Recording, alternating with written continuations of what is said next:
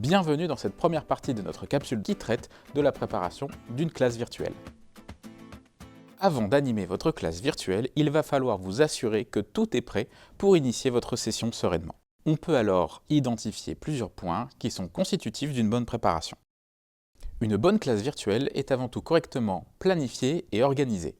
Choisissez le bon outil de visioconférence, soit parce que vous le connaissez particulièrement bien, soit parce qu'il s'agit de celui de votre structure. N'oubliez pas de fixer un rendez-vous et d'envoyer une invitation par mail qui intègre le lien de connexion à votre outil de visioconférence. Il est vivement recommandé de demander aux participants de se connecter avant le début de la classe virtuelle afin de tester leur connectivité et leur matériel. Il faut aussi que vous puissiez vous assurer du suivi administratif de vos participants, soit en récoltant des preuves de connexion, soit en effectuant un émargement numérique, mais pour cela il va falloir choisir un outil et vous assurer qu'il fonctionne. Deuxième point, et non des moindres, il s'agit de la technique. C'est un point qui va impacter fortement le bon déroulé de votre classe virtuelle, puisqu'il va falloir vous assurer que vous possédiez un bon matériel informatique afin que la séance se passe pour le mieux. Avant toute chose, il va être nécessaire de posséder une bonne connexion Internet. C'est pourquoi il va aussi vous falloir penser à un plan B en cas de coupure Internet. C'est malheureusement quelque chose qui peut arriver.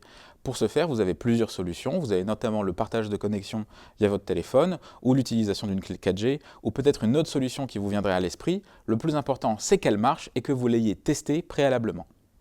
Enfin, dernier point lié à la technique, il va falloir aussi tester les équipements de vos participants.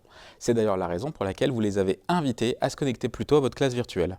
Petite astuce que nous vous recommandons vivement si vous travaillez en équipe, il est de bon ton de travailler en binôme à l'animation d'une séance de classe virtuelle et l'un d'entre vous pourra s'occuper plutôt de la technique et de la résolution des problèmes des participants, tandis que l'autre pourra se concentrer sur l'animation de sa séance. Alors, je m'appelle Muriel Litière, je suis formatrice académique. Je forme aujourd'hui les formateurs du réseau. Plus particulièrement, je suis référente sur le titre professionnel, formateur professionnel d'adultes. Quel est l'intérêt de la classe virtuelle? Pourquoi choisir cette modalité?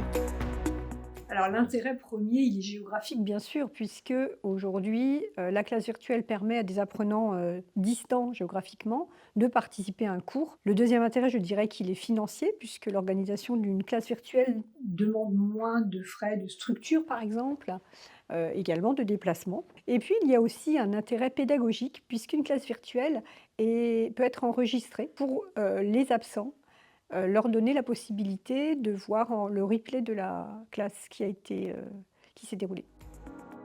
Quelles activités choisir pour animer une classe virtuelle? Une classe virtuelle, il faudrait éviter de faire un cours diaporama, un cours descendant, où le formateur parle pendant 1 heure, voire 2 heures, ce qui peut être très fastidieux et très fatigant pour l'apprenant. Je conseille plutôt d'émailler le cours d'interactivité. Alors la classe virtuelle, les outils aujourd'hui proposent de l'interactivité, hein. Il y a des sondages, il y a le tableau blanc numérique, il y a la possibilité de faire des petits groupes. Le formateur peut faire de l'interactivité avec les outils issus de la classe virtuelle, mais il peut aussi introduire des outils pédagogiques numériques, comme des cartes mentales, comme des quiz, nuages de mots pour faire du brainstorming, etc. Enfin, bref, tout ce qui, aujourd'hui, peut permettre à l'apprenant de s'exprimer. Avez-vous une anecdote qui témoigne de l'importance d'une bonne préparation? Alors, je vais commencer par une déroute. Hein, je me souviens très clairement d'une classe virtuelle que j'avais organisée. Je me suis connectée 10 minutes avant le cours, pensant que c'était suffisant.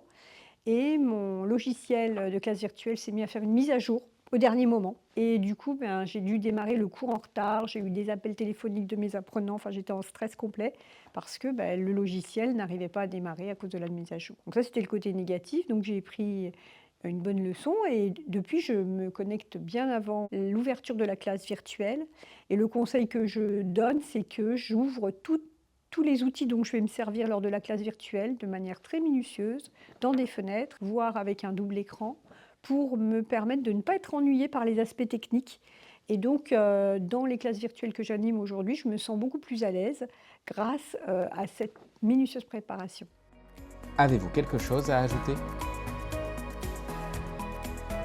Je vais répéter, hein, la préparation est vraiment essentielle pour que la technique ne vienne pas perturber le cours et je dirais que même un formateur compétent ou très compétent peut être en difficulté rapidement sur une classe virtuelle s'il n'a pas fait cet exercice.